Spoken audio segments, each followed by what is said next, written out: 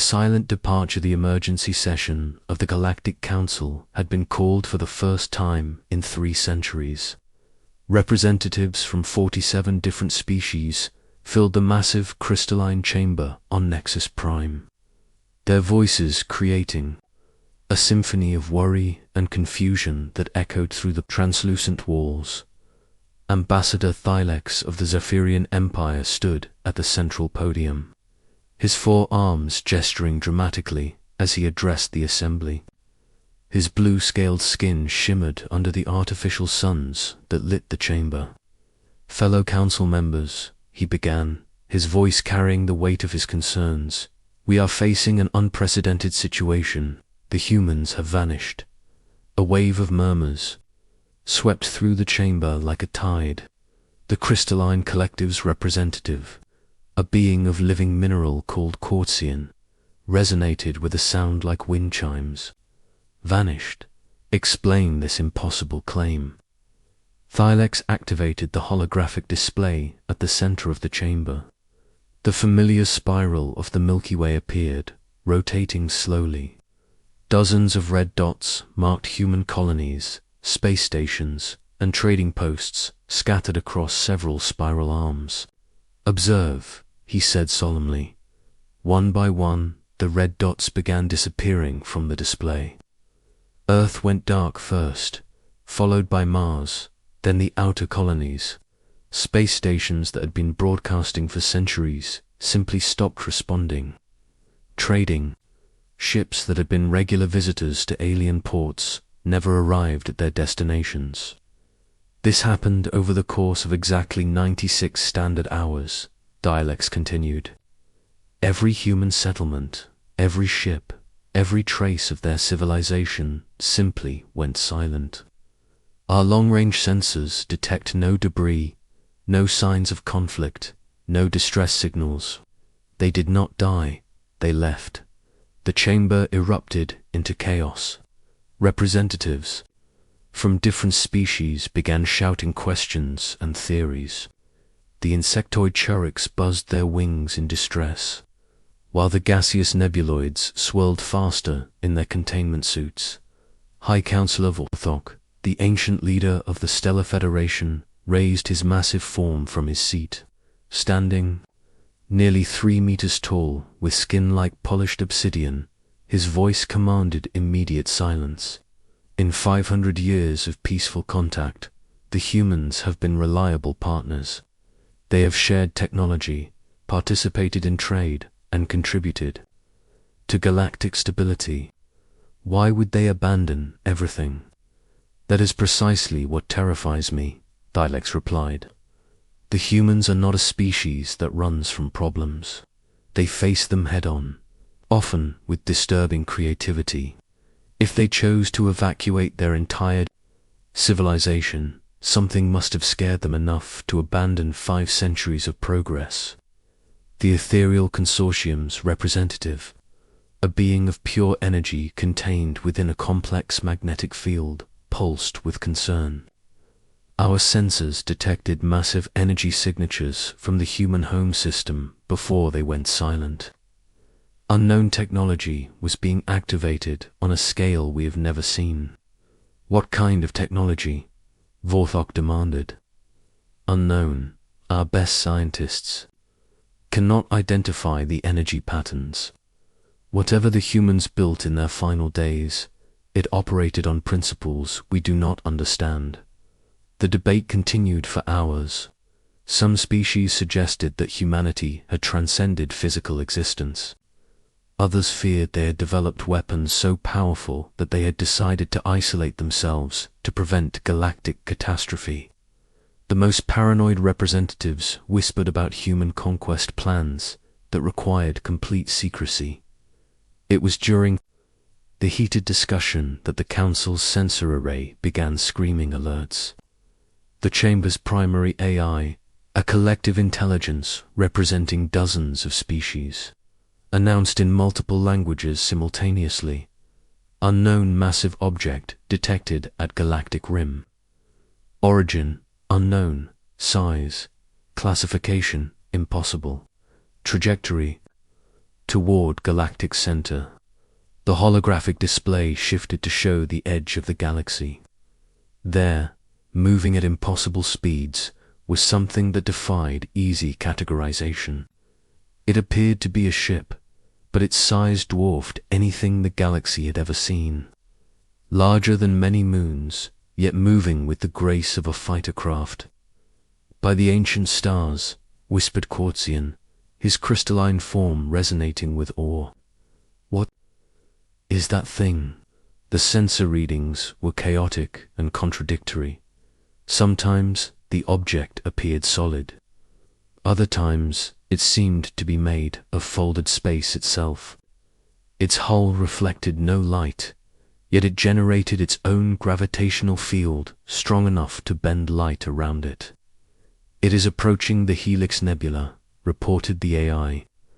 "At current velocity, it will reach the outer colonies in 47 hours. Panic gripped the chamber. If this unknown vessel was hostile, the combined fleets of the galaxy would need days to organize a response. Some representatives began calling for immediate evacuation of outer worlds. "Wait," Thylek said, studying the sensor readings more carefully. "Look at the energy signature. These patterns, they are similar to what we detected from human space before they vanished." The revelation hit the chamber like a cold wave. Could this massive vessel be connected to humanity's disappearance? "We must make contact," Vorthok declared. "Prepare the fastest diplomatic ship. I will lead the mission personally." "High Counselor, that could be dangerous," protested the Churik's representative. "If this vessel is hostile, then we face that danger with honor," Vorthok replied. "But I do not believe the humans would harm us without cause. In 500 years, they have never broken their word or acted with unprovoked aggression." The diplomatic vessel Harmony was the fastest ship in the Galactic Council fleet. Built by the combined efforts of 12 species, it could cross star systems in hours rather than days. Vorthok led a carefully selected team of ambassadors and scientists as they raced toward the unknown vessel. As they approached the massive object, its true scale became apparent. The ship was not just mutant-sized, it was larger than some planets. Its hull was impossibly smooth, made of materials that seemed to absorb electromagnetic radiation while simultaneously generating complex energy fields. "Attempting communication on all frequencies," reported Communications Officer Zelix, a multi-tentacled being whose species specialized in translation. "No response to standard greetings in any known language. Try the human languages," Vorthok ordered. "All of them." Transmitted greetings in English, Mandarin, Spanish, Arabic, and dozens of other human languages. For long minutes, space remained silent. Then, as they drew closer to the massive vessel, a response came through their speakers. "Diplomatic vessel Harmony, this is Captain Elena Rodriguez aboard the Earth ship Endurance. High Counselor it is good to hear from you again." Vorthok felt relief flood through him. The voice was definitely human, speaking in accented galactic standard. But there was something different about it, something that made his ancient instincts whisper warnings. "Captain Rodriguez, the Galactic Council is greatly concerned. Your entire species vanished without explanation. What has happened to humanity?" "We did what we have always done, High Counselor. We prepared for the future." The human's voice carried an odd quality, as if it came from very far away. "We detected something approaching the galaxy, something that would have destroyed everything we all hold dear." "What kind of threat requires evacuating an entire civilization?" "The kind that consumed our neighboring galaxy 3 million years ago. The kind that leaves nothing but empty space in its wake. We call them the Devourers." The words sent ice through Vorthak's veins. The neighboring galaxy, Andromeda appeared normal to their telescopes, but their instruments could only see light that was millions of years old. You evacuated your entire species to fight this threat. We evacuated our entire species to become something capable of fighting this threat. High Counselor, humanity spent 500 years learning to live among the stars. Now we have spent 500 years learning to master them. As if responding to her words, the massive ship began to change. Its hull, which had appeared solid, began to shift and flow like liquid metal. Sections of it folded into impossible geometric patterns, while others stretched into configurations that hurt to look at. Captain Rodriguez, what have you become? The response came with a tone that mixed sadness with determination. We became what we needed to become. We are still human, High Counselor. We still remember friendship and laughter and hope. But we are also something more now, something the Devourers will not expect. The sensor readings from the Endurance were becoming even more chaotic. The ship seemed to exist in multiple dimensions simultaneously, its mass and energy fluctuating in patterns that defied physics. The first wave of Devourers will reach the galactic rim in 72 hours, Captain Rodriguez continued. They move faster than light by consuming the fabric of space itself. They will start with the outer systems and work their way toward the core, leaving nothing but void behind them. How many ships do they have? Vorthok asked, his military mind automatically calculating defensive strategies. Ships. High Counselor, the Devourers are not a species with technology. They are hunger given form. They are the spaces between atoms that have learned to want. Each one is the size of a solar system, and there are thousands of them. The implications were staggering. No fleet, no matter how large, could fight enemies that massive. Then how can you possibly stop them? Because humanity has learned something during our exile. We discovered that consciousness is not just a product of matter. It is a force that can shape reality itself. We have spent 5 centuries evolving our minds, while our bodies learn to survive in the deepest void. As Captain Rodriguez spoke, the Endurance began to emit a low harmonic frequency that resonated through space itself. The nearby stars seemed to pulse in rhythm with the sound. Every human who ever lived is aboard this ship, High Counselor. Not just those who were alive when we left, but the consciousness patterns of every human who ever drew breath. We have become a collective mind while remaining individual souls. We are one ship, but we are also 800 billion human spirits united in purpose. The revelation was beyond anything the galaxy had imagined. Humanity had not just developed new technology, they had transcended the normal limitations of biological existence. High Counselor, Captain Rodriguez said, her voice now carrying harmonics that suggested she was speaking for many voices at once. We need you to evacuate the outer rim systems. We will hold the line at the galactic edge, but some systems may be lost before we can establish our defenses. What can we do to help? Survive. Remember us. And when this is over, help us remember what it means to be individuals again. We fear that in becoming what we needed to become, we may have lost something essentially human. Before Vorthok could respond, alarms began screaming throughout the diplomatic ship. Their long-range sensors had detected something at the very edge of the galaxy. Dark shapes were emerging from intergalactic space, moving faster than anything should be able to move. The Devourers had arrived early. The return of Earth's children, the sight that greeted the senses of the harmony, would haunt the dreams of its crew for years to come. At the galactic rim, where stars should have shone like distant jewels, there was only growing darkness. not the natural darkness of empty space, but an aggressive void that seemed to consume light itself. By all the ancient powers, whispered Vorthok as the main screen displayed the approaching threat. How many of them are there? Captain Rodriguez's voice came through their communicators, now clearly speaking for the collective consciousness of humanity. Current count is 2,347 individual devours. Each one averages the size of your soul system.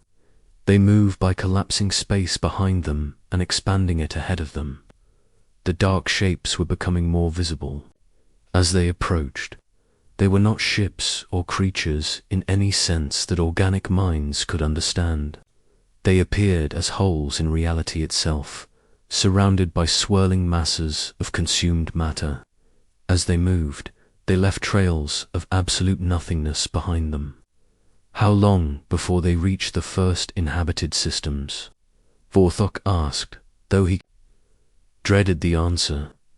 43 minutes until they reached the Kepler mining colonies. We estimate 6 hours before they begin consuming core worlds. The time frame was impossible. Even with the fastest ships in the galaxy, they could not evacuate.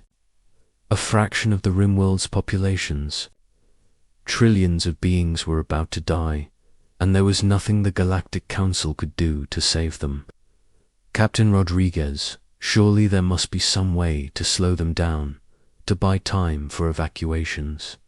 There is, High Counselor. Watch. The Endurance began to move toward the approaching darkness. As it accelerated, the massive ship started to change again. Its hull flowed like liquid, reshaping itself into something that resembled a vast flower with countless petals.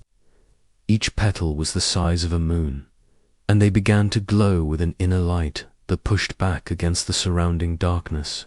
What you are witnessing, Captain Rodriguez explained, is 5 centuries of human ingenuity and desperation combined with technologies that should not exist. We have learned to use consciousness as a fuel source and love as a weapon.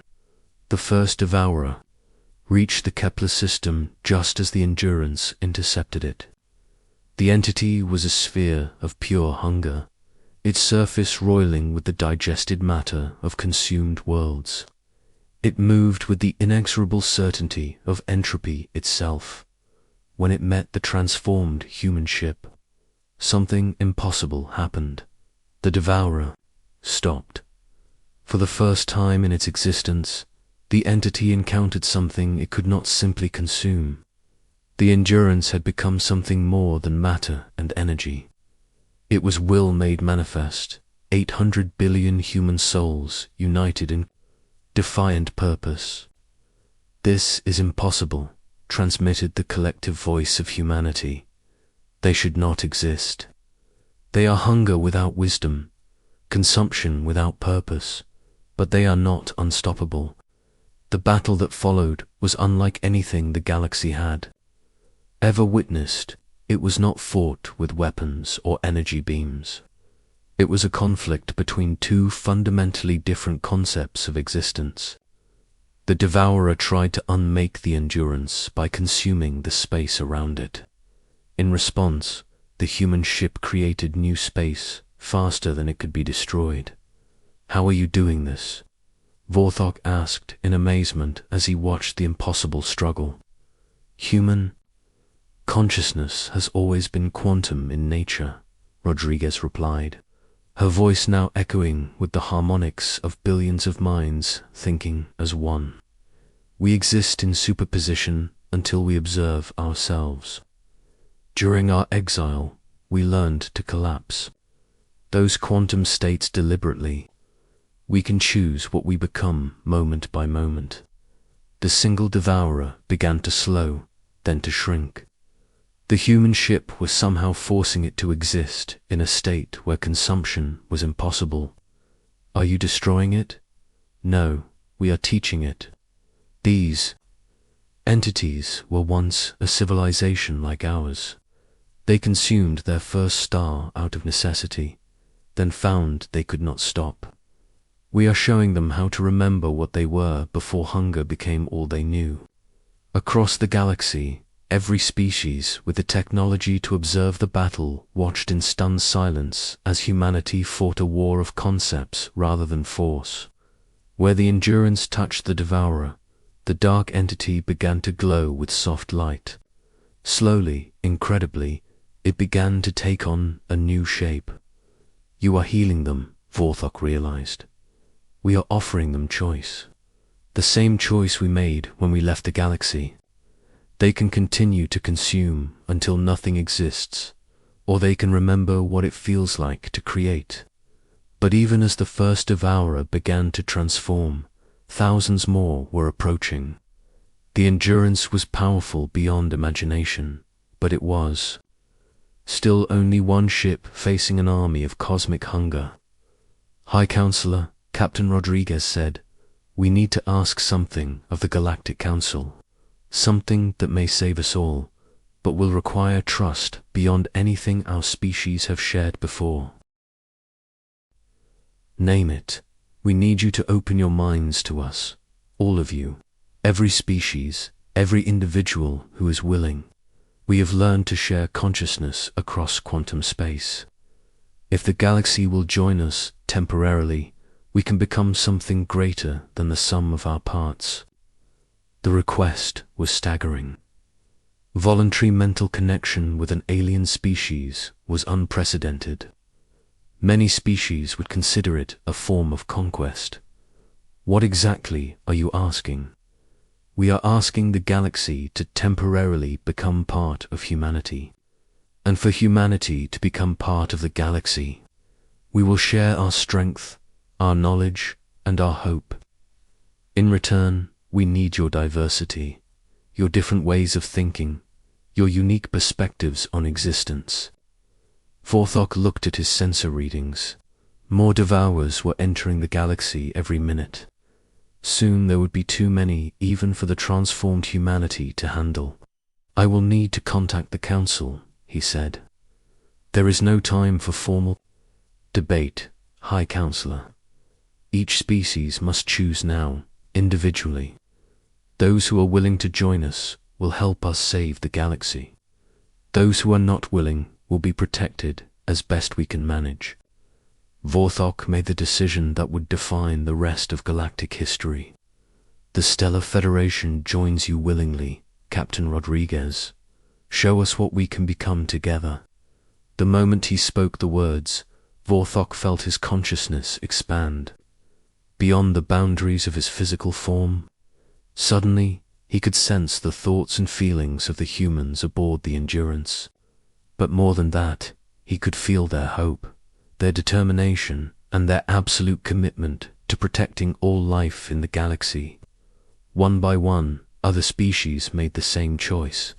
The crystalline collective joined the mental network, adding their perfect memories and mathematical precision. The ethereal consortium contributed their understanding of energy and probability. The insectoid Churix offered their instinctive knowledge of cooperation and sacrifice. As each species joined, the collective, the Endurance, grew stronger. The ship began to multiply, dividing into dozens of vessels, each one carrying the combined consciousness of multiple species. They spread across the galactic rim, intercepting devourers and beginning the slow process of healing them. "It is working," Captain Rodriguez announced, her voice now carrying the harmonics of a dozen different species. "We are not destroying the devourers. We are showing them how to transform their hunger into creativity. They are becoming gardeners of space, creating new stars instead of consuming existing ones." The battle raged for days, but it was a battle of healing rather than destruction. Slowly, incredibly, the tide began to turn. Devourers that had known only hunger for millions of years began to remember what it felt like to nurture rather than consume. But the effort was taking its toll. Maintaining a collective consciousness across multiple species was exhausting for everyone involved.